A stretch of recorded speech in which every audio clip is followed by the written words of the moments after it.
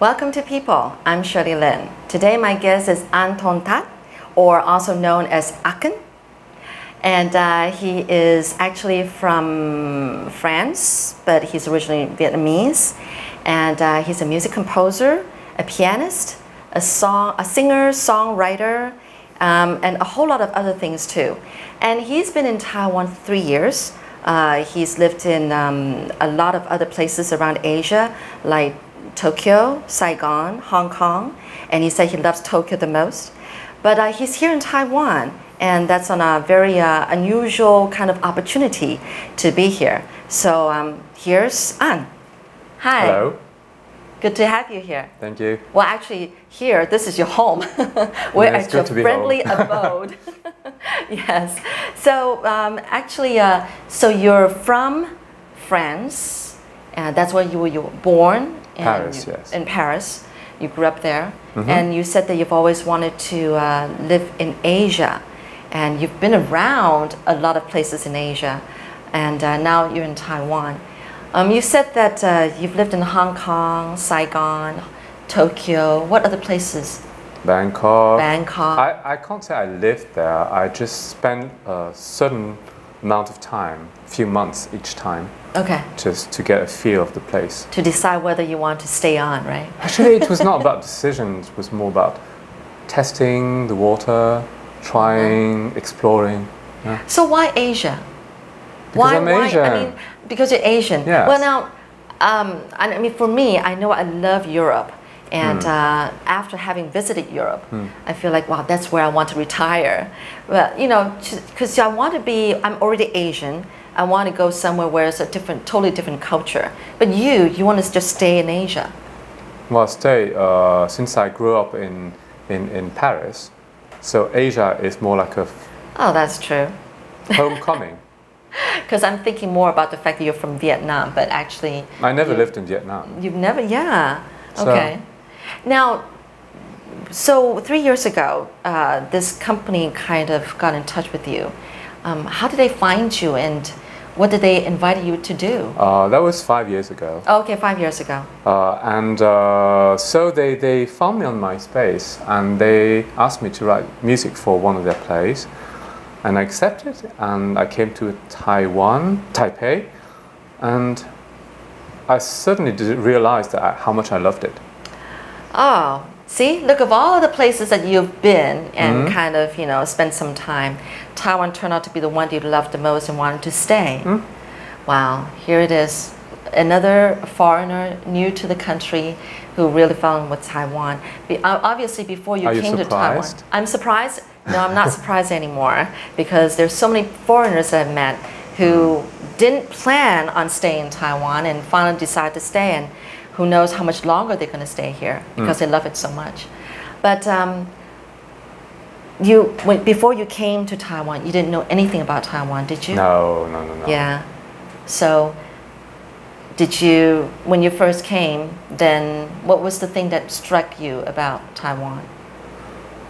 Of all the places in Asia I've visited, you said Tokyo is my favorite place, because Tokyo is where I feel the most balanced, because the Western influence is really strong there, but they make it very Japanese. Huh. And that's what I like, because I can feel Western and Asian at the same time without anything being compromised. It's the meeting point between the two. So I like that. And when I came to Taipei, I felt the same way, because I didn't have to justify who I was, for one thing. And so the Western culture, the American culture is really strong here. But at the same time, I don't know if I should say that, but Taiwan is also looking for some kind of identity, and that reflects my own personal story. Okay. So I think that the mirroring of Taiwan and my personal story really got me to choose Taiwan. Oh, well, I've lived in Japan before, and that was like a long time ago. And at the time, I didn't think that Japan was that open to the rest of the world. because on their own they're very successful. They've got their own culture, their own identity, and they're proud of it. But now to hear you say that they're so welcome the Western element into their culture, but yet they still keep a lot of Japanese identity or whatever, in their thing. I'm surprised to hear that, and I guess in a way I'm glad to hear that, because I think in the past Japanese are known to be very individualistic. I don't know if that's the word. Yeah. They are, but they have to be, because and then maybe I will get controversial here, but if you compare, let's say, places like Hong Kong, Singapore, Saigon, or Bangkok, Kuala Lumpur, and Japan has a very distinct personality. You can tell when something is Japanese. It's hard to tell when something is from Singapore or Hong Kong, because their identity, cultural identity, is not so clearly defined. And that's why I like Japan, because they know what they want to take. So I don't know if I can say that they are open to the world, but they are open enough to keep an eye open.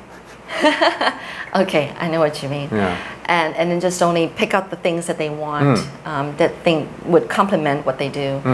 Now, you like Japan so much, but you decided to live in Taiwan instead of Japan. But now, Japan why is quite that? difficult. Quite difficult? Yes, it is. Expensive? Also, please remind me. The language, maybe? For me, it's the same, because language, since I don't speak Japanese or Chinese, it's the same thing for me. That's true. Are you going to pick up Chinese? Well, actually, I understand more and more. Okay.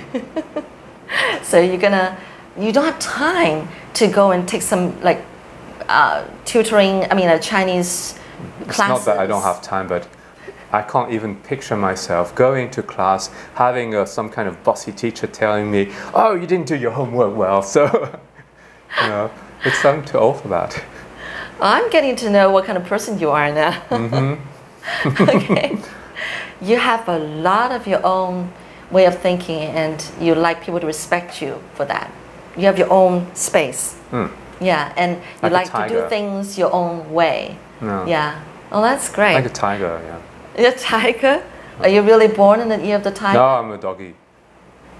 So. I'm a tiger. Are you? I am, really. Dogs and tiger get along very well. Really? Now, this I didn't know. You didn't know? No, I didn't. Anyway.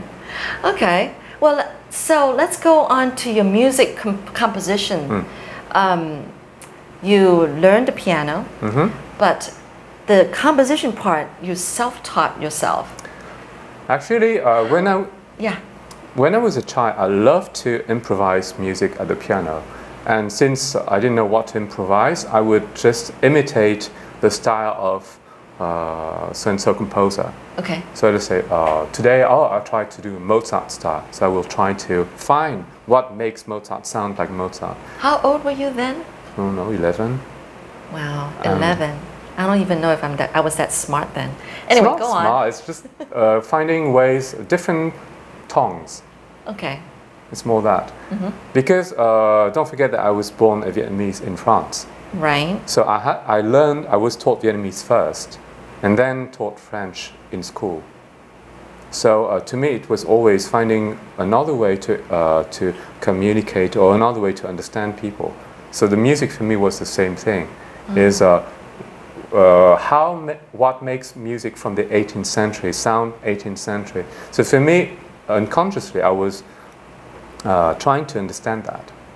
And then it's the same thing when you listen to, I don't know, jazz, and then you listen to electronic music or rap or something. Each time they have their own identity, but what makes that their identity? And for me, it's always, as a composer, it's always quite exciting. That is amazing. Now, you're also a singer. Now, you sing in English? And what other languages? Vietnamese? French? I am known to have sung in Vietnamese, and I sing... I think I heard from your website, yes. Sometimes in French. Yeah? Mostly in English.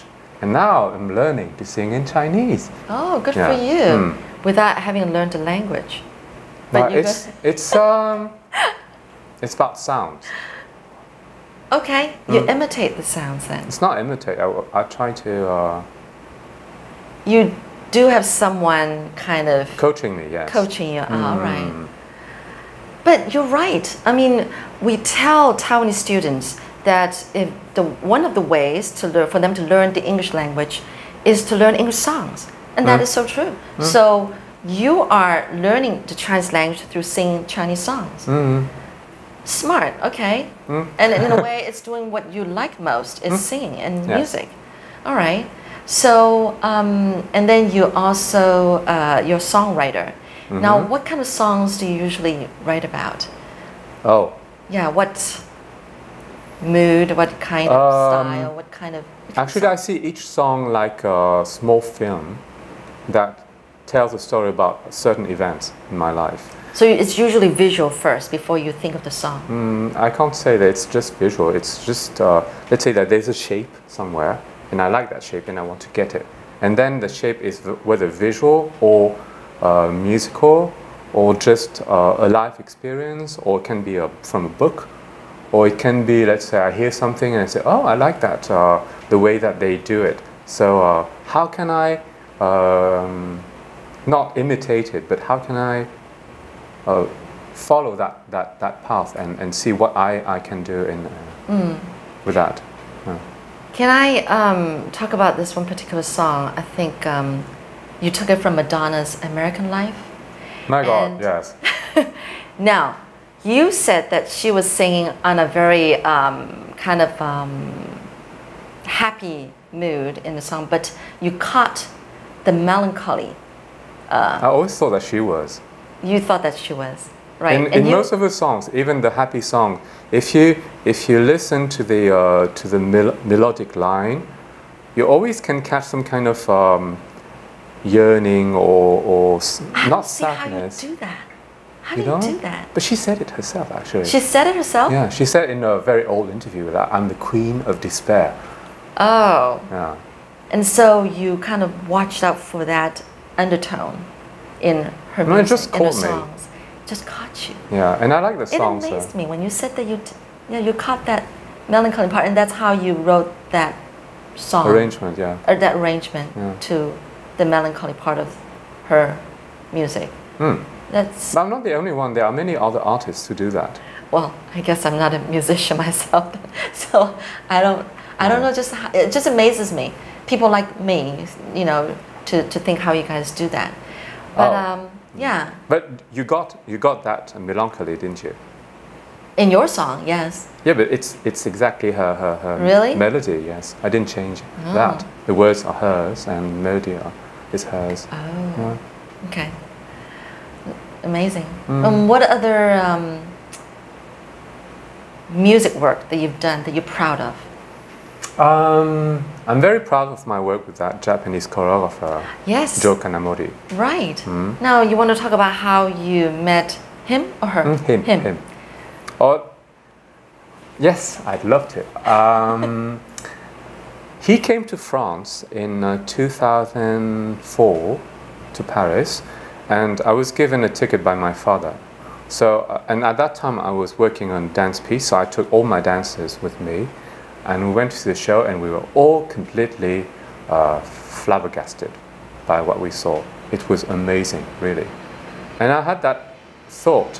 I'm sorry, what was the exhibit? It's a dance show. Oh, it's a dance? Yeah, it's his show. My goodness, you dance too. You're a dancer. No, I was not dancing. I was just writing the music with dancers. Oh, okay. We were creating a piece. I was like, whoa, here's another side of you that I didn't know. No. I wish that... you look like you can be a very nice dancer. You're fit. I will just keep at that. Okay. I'm looking like I could be. Somewhere down the line, I'm sure. Let's not talk about that. Okay. So let's go back to Joe Kanamori. Yes. So he performed in Paris, and we were all so stunned and amazed by what he did. I could see it. Okay. Yeah, it was beautiful work. And so I had that thought that if there was one person I would like to work with in dance, that was him. So I wrote to him an email, to which he responded. And then the next year I was in Japan with, for other things. And I suddenly remembered that he was there, so I asked to meet him. And he replied that he was not in Tokyo, but in Niigata. So I suddenly bought the ticket, train ticket, booked a hotel, and came to meet him. And he was really surprised because no one had done that to him before. And I gave him a CD of my work. Yeah. And he listened to it. We met the next day, and we just said, well, if there's something happening, then why not? And that was how it started. And a few months later, he wrote to me and asked me whether he could use one of the pieces for solo. Oh. So I said, yeah, go ahead. And as he was working on the piece, he said, oh, it's really the kind of music I need to work on because I'm doing a full-scale ballet. So would you like to write the full scale of the whole music? And at that time I was super busy, but I could not miss. You couldn't turn him down. No. So I said, okay. And so he worked on the choreography in Japan, and I wrote the music in Paris. And I would send him the piece, and that would always be exactly what he needed. And really? I didn't have to retouch anything. And that was amazing. Yeah, that was a kind of. How old is he? Is he about the same age as you? Or? He's a tiger. You know, when you say that, I freeze for a moment. No, I have to think what you're talking about. He's the year of the tiger and 4 years younger than I. Oh, okay. I see. And we were